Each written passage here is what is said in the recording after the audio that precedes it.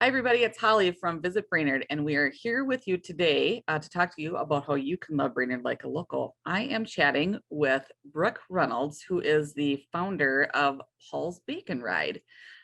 Brooks, how you doing today? I'm great. How are you? I'm doing good too. So normally when we do these interviews and when we talk about Love Brainerd, we're normally in person, but today is a little bit of a different situation. Where exactly are you right now?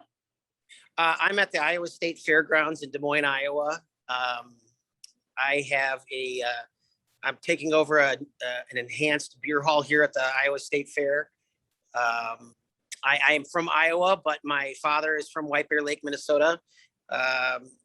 My grandparents were actually born in the Red River Valley, and I've got family that have actually places up in the Brainerd area.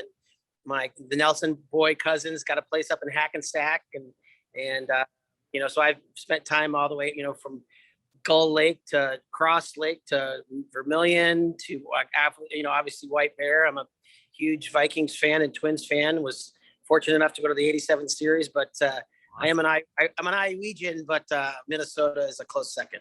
Okay, so you've definitely got ties here. Can you tell us a little bit about Paul's Bacon Ride? Can you, for those of us who maybe haven't ever heard of it, I of course have heard of it, but for those people out there who've never heard of it, tell us what exactly it is. Sure. Paul's Bacon Ride is a 45-mile leisurely bike ride on the Paul Bunyan Trail.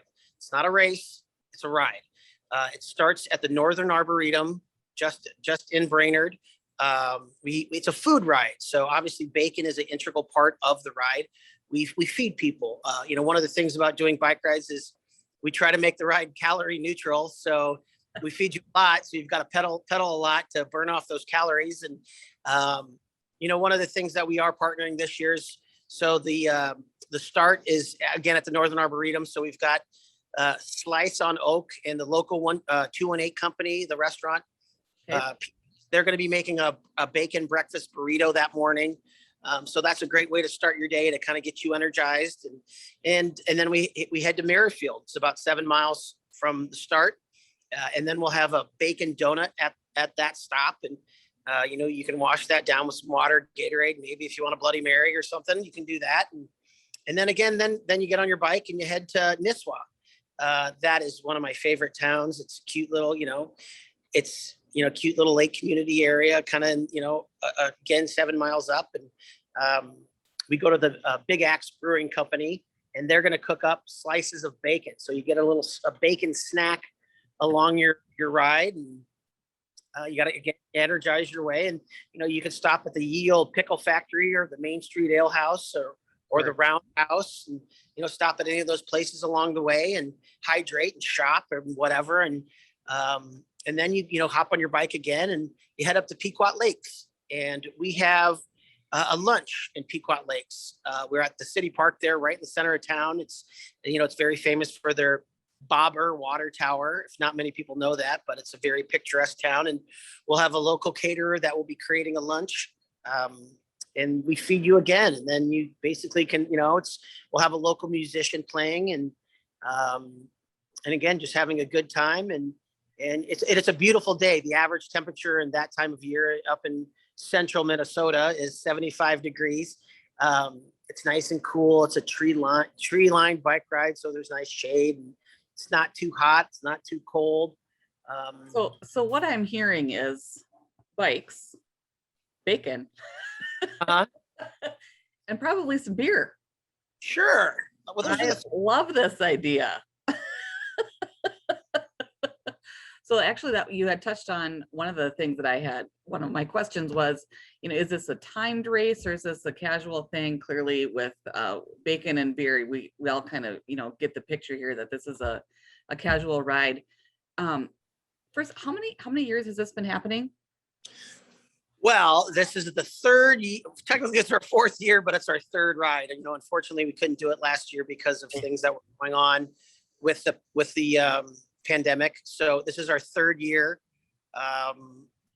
We've got about 204 registered riders currently signed up. In 2019, when we had our last ride, we had 306 registered riders. So we're a little behind, but I think people are still a little apprehensive about getting signed up. but there's still time to get signed up. We still have about 3.5 weeks for folks to get going if they want to do this ride. It is a fun ride. I call it the tastiest ride in Minnesota. We've got For obvious reasons. right, and then actually, so we call it an out and back. So you park your car in one town, you ride out, and then you ride back. So you can obviously stop on the way back, stop in Nisswa after lunch. One of the fun things that we do at Harpo's in Merrifield is we have a meat raffle. I work with Patchwork. Wait, is there bacon involved? Oh yeah. Patchwork Farms, Gail, I can't remember her last name right now. Local pig farmer up in the Brainerd area. They'll have a meat raffle that will raise money for a local nonprofit, and it's so fun just to have a meat raffle. I mean, who doesn't love a good meat raffle? So meat raffles, gosh, we get a lot of out of towners or out of staters that come into Brainerd, at least into our storefront here, and ask about meat raffles. And there's so many people that have never heard of a meat raffle. So if you're coming from out of state, this is definitely something to participate in. And it is what it is, right? It is a raffle for meat. It sounds a little silly, but they're a blast. They are. It is so fun. Actually, I think I won some pork chops last time we did it, and those were eaten that night up in Cross Lake at the Nyemaster cabin where I stay at some family friend's house when I'm up there. Of course. So you had mentioned the amount of people that are already registered. Can people get registered like up into the day of? Like, is that okay, or what would you prefer? Well, we'd obviously like to have the numbers probably 2 days before. We will most likely shut registration off on the 26th, just because we do have to prepare a lot of food. So we try to have the best estimate of the amount of food we need for each stop. And you get a t-shirt, you get a koozie, you get ride support, you get food. So there are some things that, I think I purchased 250 t-shirts. So, hopefully we have enough shirts. If not, we will make more shirts depending on how many more people get signed up. With a last minute registration, obviously you may not get your size, but we'll try to do our best. But yeah, we will shut registration down just because, again, I'm not going to print 100 extra shirts or have 100 extra food items just because, that's not a very smart. I mean, we can all understand that. Speaking of the swag that you guys give out as a participant in this, I was looking at your website. The shirts and just all the swag are so fun. Yeah. Even if you're not a big biker, like, I just want the shirt. Well, we went with the baseball theme this year. So the first 2 years we kind of had the same theme with the plaid, with the buffalo plaid, with the I think red was year 1, purple was year 2. The purple, we did that as a nod to the Vikings. And then this year we're doing a nod to the Twins. So we Harmon Killebrew, I think his number was 3. So that's why we decided to do that. We in the event genre, what I do, we constantly think of ways we can tweak and change events, and there's a lot of things that we can do with bike rides, especially with Bacon bike rides. They're so fun. We do 2 here in Iowa right now, and we're actually looking at expanding to doing one in California in the winter. Wow. I love all of the little hidden messages kind of within, like the number 3, the nod to the Twins. I just think that's super cool. Even if everybody doesn't quite catch on, as the planner, I'm sure you are having a good time with that. And I just think that's pretty cool. No, it's a lot. The reason, the Twins are my team. I mean, my grandmother, Evelyn Reynolds, but she lived in White Bear Lake. So we called her Grandma White Bear. And I went to the 1987 World Series game 6 and 7 when she was 86, and she made Homer Hankies, and she's like, I'm not buying $2 for a Homer Hanky. We're not that, and she's this little Swedish lady. And so she cut her own and sewed them, and we had our own Homer Hankies. And very cool. So I'm a big Twins fan, and that Target field is great. But again, it's, that trail is one of the best trails in the United States, and we're just trying to showcase it and showcase, people. And I haven't looked at the numbers where people are coming from, but we have a lot of people coming from, probably a couple hundred miles away. I mean, there are people that, plan a weekend to spend in the greater Brainerd area. Yeah. Yep. And we certainly appreciate those efforts as well. What kind of skill level do people need for this? And is there an age limit, or do you? No, there's no age limit. We had a young girl last year. I believe she was 10. She rode the whole way, and you obviously need to be somewhat of a fit biker. I mean, you don't need to be that fit. I mean, there are people that are leisurely bike riders that this is the longest ride they've ever done. But then there are seasoned veterans that will start at was it Crow Valley or Crow Wing State Park? Crow Wing. Yep. Crow Wing State Park. They'll start there in the morning, ride, eat breakfast, ride to Pequot, ride beyond Pequot, turn around. They'll do 100 miles that day just because, because they're like, hey, I know I'm going to get good food and just enjoy the day. So that we'll have all levels of riders on this. Okay. Ride. So that kind of paints the picture. I love the idea that there is that this is something that an entire family, wide age range, can participate in. As an average biker, I know this is a super hard question.